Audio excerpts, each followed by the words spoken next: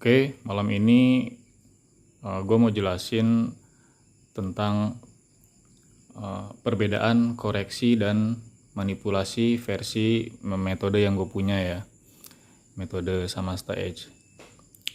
Metode ini sebenarnya bukan cuma sekedar metode, tapi cara ngebaca struktur market berdasarkan pola price action yang pertama, kedua indikator moving average, dan yang ketiga indikator MACD atau MACD. Nah, dari sini kita nanti akan melihat bagaimana market itu melakukan koreksi dan manipulasi. Jadi apa sih perbedaan antara manipulasi dan koreksi? Itu sebetulnya sama. Yang membedakan itu hanyalah kerangka waktunya aja atau time frame-nya aja. Berarti di sini gue mau nambahin ada faktor multi time frame.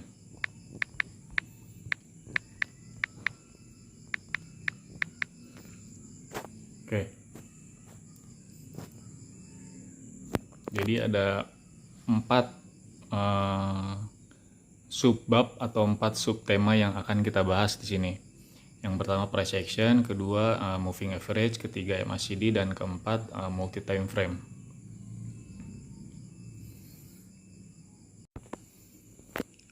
Oke, sekarang kita lanjut ke yang bab pertama, yaitu price action atau kita mencari koreksi berdasarkan price action.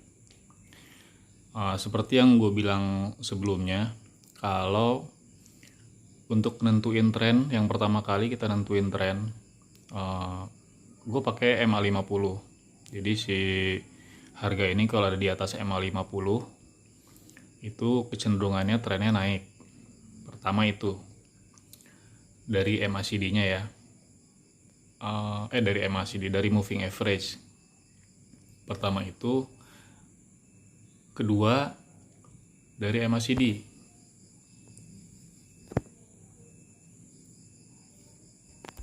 MACD-nya ada di atas level 0 ya, dia ada di atas gitu. Dan kalau dari moving average dia juga ada di atas moving average. Ini ciri-ciri market lagi bullish pada time frame tersebut, belum tentu di time frame yang lain. Makanya nanti akan diulas soal manipulasi pada time frame yang lain. Pertama kita bahas soal price action saat koreksi. Market itu kecenderungannya kalau dia udah naik, gue pakai kotak ya, ini misalkan dari sinilah, si harga ini bersifat continuation atau berkelanjutan terus. Jadi dia akan selalu ngejaga harga opennya itu nggak di break balik, maka dia menjadi tren yang terus berkelanjutan naik. Contohnya kayak gini, candle yang ini naik, ini continue kan, candle yang berikutnya momentum naik, meskipun low-nya itu sempat di break pakai shadow, tapi dia nggak sanggup bertahan di bawah candle tersebut, candle bullish tersebut, sehingga ini hanya dianggap sebagai bolehlah ada yang bilang liquidity grab, silahkan, atau liquidity sweep boleh, atau karena ada efek dia baru ngebreak sesuatu, dia ngambil di imbalance. Nah, misalkan kayak gini ya, dia baru ngebreak di sekitaran sini, dia baru istirahat di sini, dan dia ngambil imbalance, ngambil likuiditas juga sih, sama aja, internal liquidity. Tapi pada prinsipnya secara price action dia nggak ngebreak, terus dia akan membuat minor trend naik terus gitu. Sini naik terus, sini masih naik terus ya. Sini, nah, sampai sini. Sampai di sini dia barulah koreksi. Kenapa koreksi? Karena dia close di bawah candle bearish, candle bullish. Sini.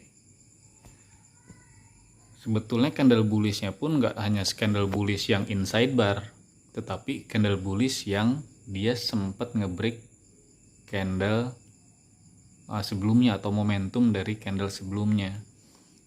Nah, ketika dia sudah momentum sebelumnya dan dia di break balik low-nya, maka itu boleh dianggap sebagai koreksi. Ya boleh dianggap sebagai koreksi. Berarti kalau kita tandain ada di situ, ada juga di setelahnya ya, di sini. Yang terdekat itulah, di sini ada lagi lah 3. Sini ya.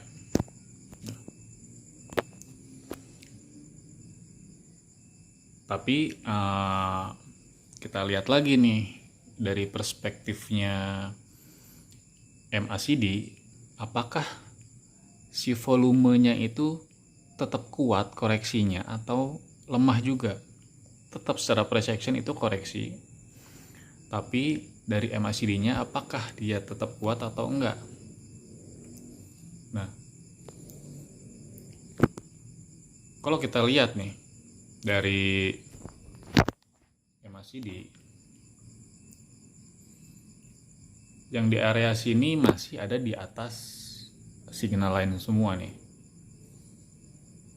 Yang berikutnya juga sama, bahkan yang ini pun sama.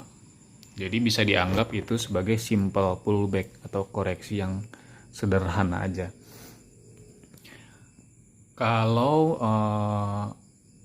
kita kan kemarin kan cara entry-nya koreksi entry ya, boleh aja, boleh. Ketika dia ngebentuk swing low jadi kita entry. Misalkan berarti entry-nya menjadi seperti ini. Ketika si candle bearish-nya itu dibikin di break lagi ya. Nah, yang itu sama yang ini. Jadi di situ ada 3 entryan tuh. Pertama ini berarti ya. Pertama itu. Yang kedua ini low-nya di mana? Ini ya. Ketiga ini. Oke. Nah, yang ketiga cuma 1 R ya, nggak nyampe 2 R.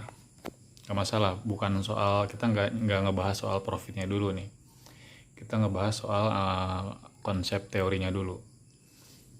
Jadi kalau hanya kita lihat dari price action doang, dari si candle-nya doang nih,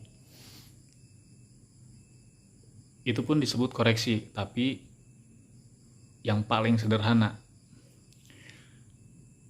Adapun kalau ditambahkan dengan MACD,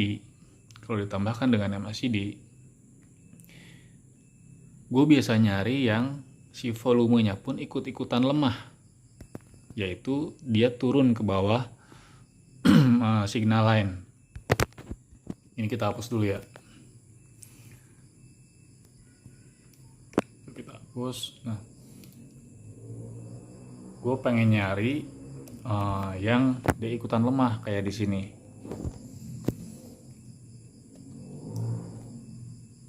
Nah ini. Syaratnya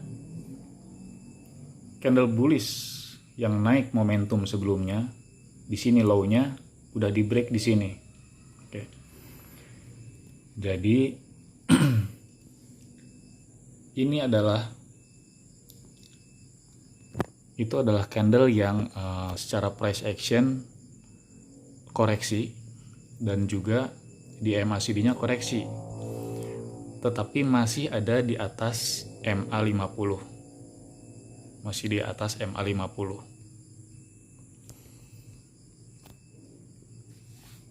Kemudian dia pullback sejauh apa kita nggak tahu sebenarnya. Kita hanya butuh merancang untuk entry di mana, yaitu ketika terbentuknya swing low. Sama, ketika sudah ada candle bearish yang secara price actionnya dia continue bearish atau ngebreak low candle sebelumnya, kemudian candle momentum tersebut di break balik dengan candle bullish. Berarti kita cek yang ini belum, ya kan? Belum. Yang ini udah di sini.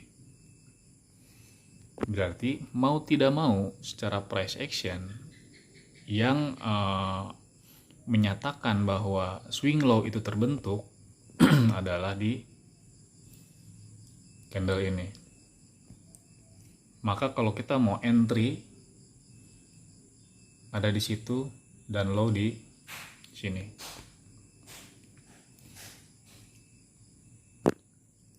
Kita entry-nya di situ.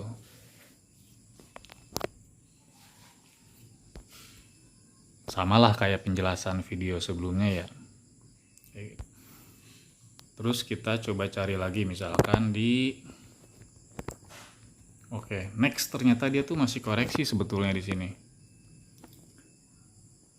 Nah ini kan dikoreksi lagi kan, di situ koreksi lagi karena dia ngebreak candle bullish yang momentum ini sampai di sini candle bearishnya, dia koreksi. Dan kita akan secara MACD pun dia berlubang di sini ya, tuh dia berlubang di sini. Berarti secara price action dan secara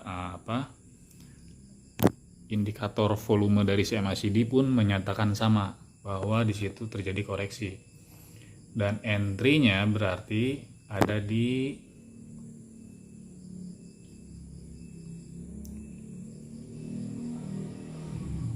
mana? Sini. Yang ini sebetulnya bukan, kalau menurut saya ya. Yang benar itu ketika di candle ini. Itu yang membuat swing low dia itu benar-benar valid jadi. Jadi entry-nya itu ada di sini. Swing low-nya berarti bisa ini sih, bebas ya.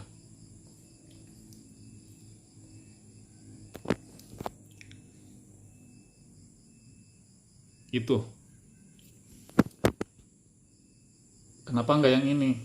Yang itu sebenarnya kalau dari aturan yang gue bikin sendiri itu meragukan, karena di area bearish sekitaran sini candle yang continue momentum itu cuma ini doang nih, yang besar ini.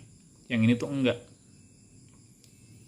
Jadi gue lebih suka memastikan swing itu terbentuk ketika di candle yang ini. Alasannya itu.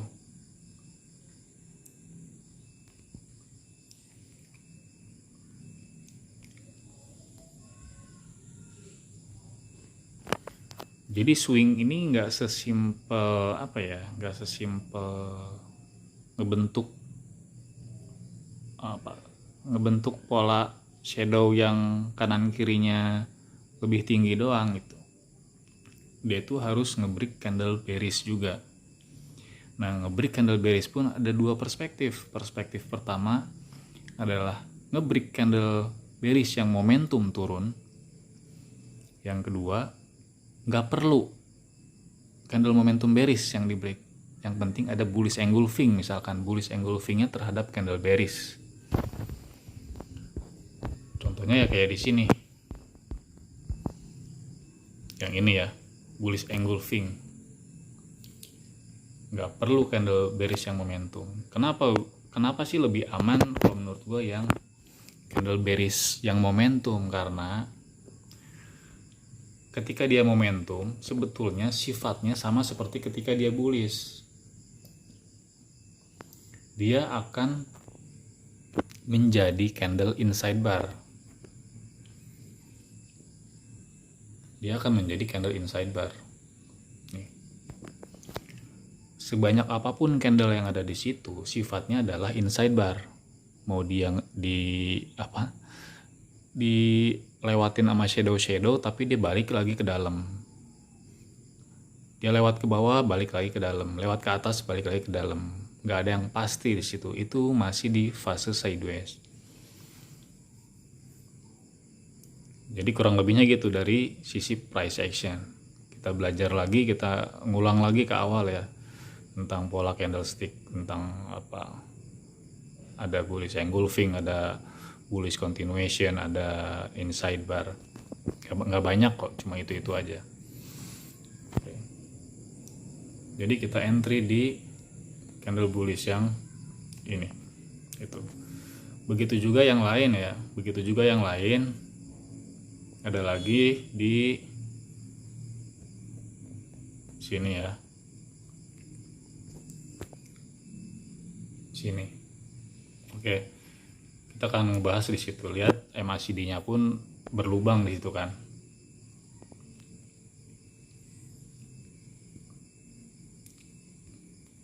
Nah di situ berarti ini kan. Nah, berarti akan entry di situ.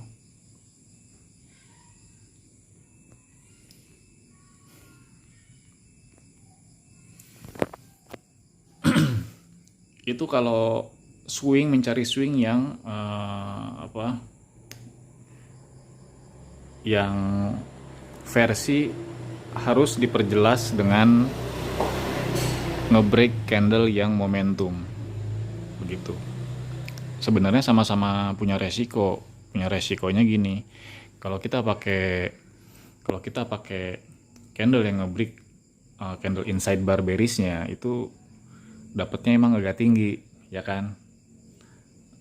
Maka RR-nya pun kemungkinan lebih sempit.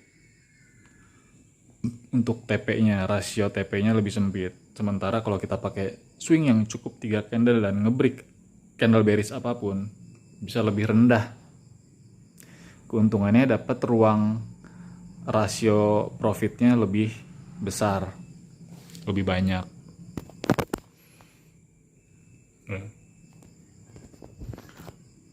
Kalau menurut gue sih ini bukan soal bener salah, ini soal udah seberapa jauh kita itu nge-backtest ini. Keduanya sama-sama punya probabilitas dan sama-sama punya peluang untung dan rugi. Itu yang perlu ditangkap, soal manajemen resikonya, bukan soal pembenaran atau benar salah gitu ya.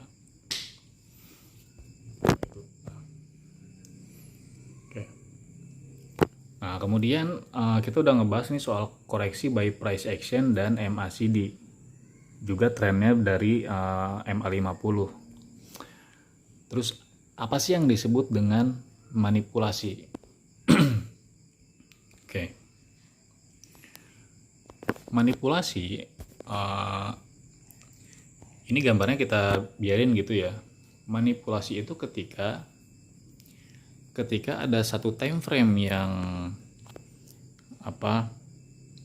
terjadi koreksi, maka time frame di bawahnya itu akan memberikan arah yang berlawanan atau arah yang berbeda.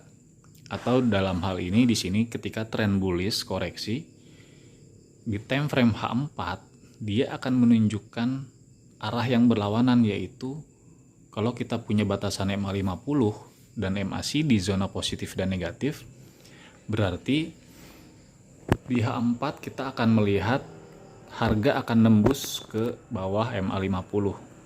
Di bawah sini ya, bawah MA50. Dan si MACD akan tembus ke bawah 0 di H4. Oke, kita akan lihat.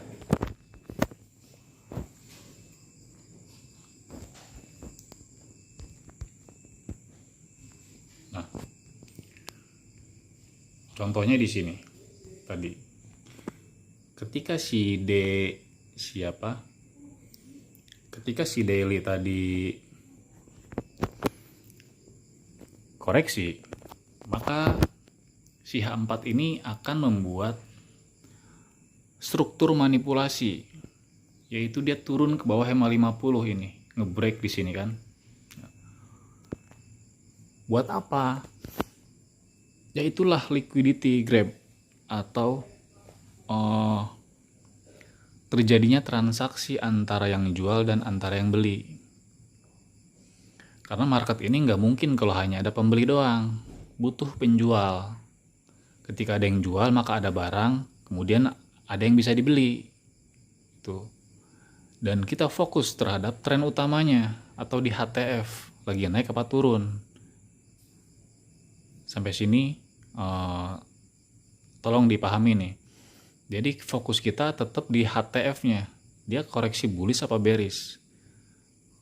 Karena di daily tadi sedang koreksi bullish dan di weekly kemungkinan sedang ekspansi bullish. Ya kan? Sedang ekspansi bullish. Maka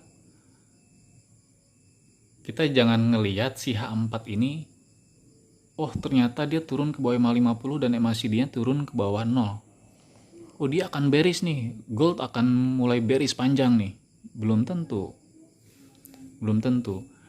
Kalau kita naikin ke satu time frame dan ke time frame di atasnya, maka itu akan terlihat bullish koreksi dan bullish ekspansi di weekly. Kita jangan terkecoh.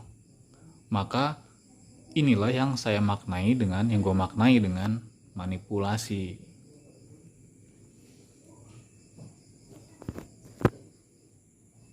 Oke, sampai sini dulu deh.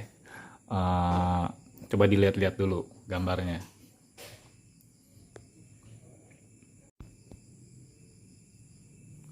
Oke, kita lanjut. Jadi gue punya paint script di TradingView itu pakai cara yang entry dari manipulasi ini. Jadi cara entry di manipulasi itu ketika si candle ini mulai break lagi ke atas MA50 sini dan si histogram kembali ke atas zona 0 di sekitaran sini ya. Jadi entry-nya by manipulasi bisa seperti ini jadinya. Nah, dari sekitaran situ. Tapi harus yang daily-nya koreksi ya, bukan asal-asal H4-nya turun ke bawah 50 doang disebut koreksi, enggak semuanya. Kita harus cari daily-nya yang koreksi juga. Oke.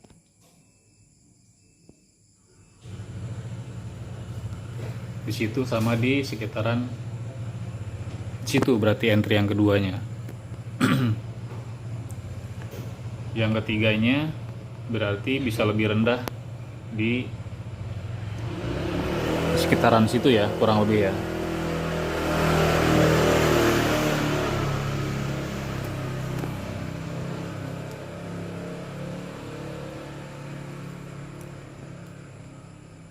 Oke.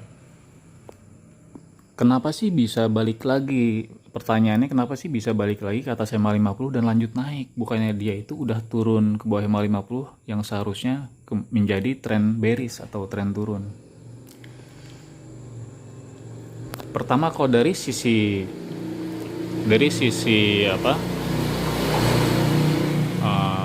likuiditas, yaitu ini adalah area di mana terjadinya transaksi jual beli yang lebih masif dibandingkan dengan yang terjadi di minor trend. Itu pun ada, tinggal mainin aja multi time frame-nya, di mana yang ekspansi, koreksi, dan manipulasinya gitu.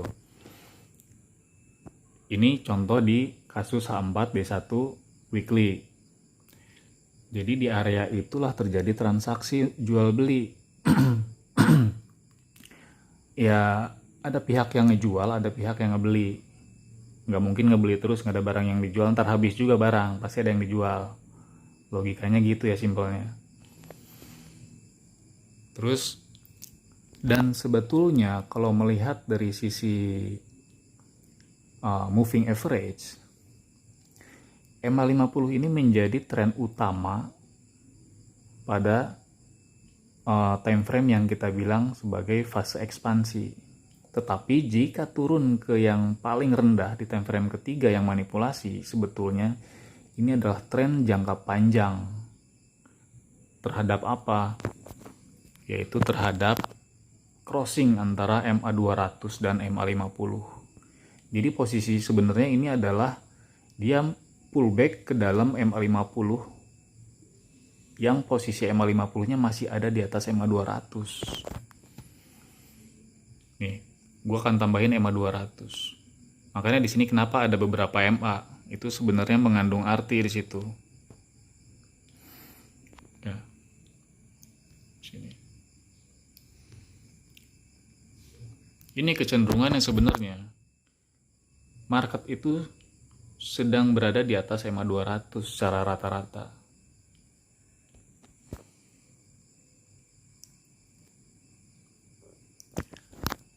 Dan berhubung ini dari H4 ke mana, ke D1, rasio antara rasio antara time frame H4 ke D1 itu kan berarti dari candle D1 punya setidaknya 5 candle ya, 5, sekian candle menjadi candle D1. Artinya apa? Artinya sebetulnya ini nggak bulat MA200 dari MA50 nya. Jadi intinya maksud gue tuh gini, MA200 di sini tuh sama dengan MA50 nya di daily.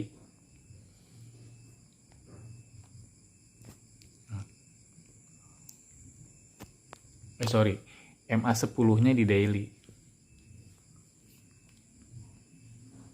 Ini nggak gue masukin sih, nggak gue masukin ya. Gini. MA10, jadi gue nggak pakai MA10 sih, nggak usah nyebutin MA10.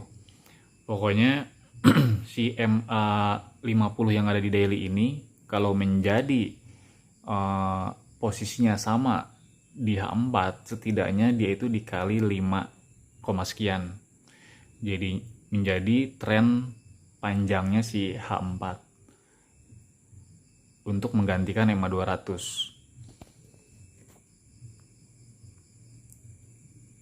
Gimana ya cara gantinya? Sebenarnya bisa sih kalau bentuk landscape nggak landscape, potret ya. Jadi kurang lebihnya gitu. Intinya ini adalah tren jangka panjang dari MA200 dan MA50 yang lagi tren naik ke atas gitu, yang lagi ngebuka ke atas. Ini pun dipakai untuk semua time frame. Nah, misalkan kita lihat di sini. Yang H4 ya, semoga masih bisa kebaca nih. H4 ini kan ada beberapa yang koreksi ya di MACD-nya. Kita percepat aja ya. Ini yang koreksi-koreksi ini kita ambil contoh beberapa aja. Mungkin di sini 2 aja lah ya biar cepat. Nah, maka di H1 kemungkinannya adalah manipulasi.